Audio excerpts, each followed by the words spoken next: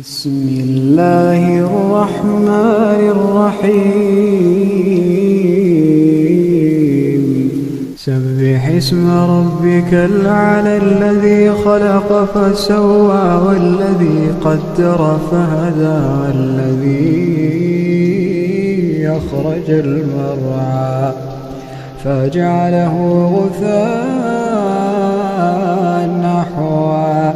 سنقرئك فلا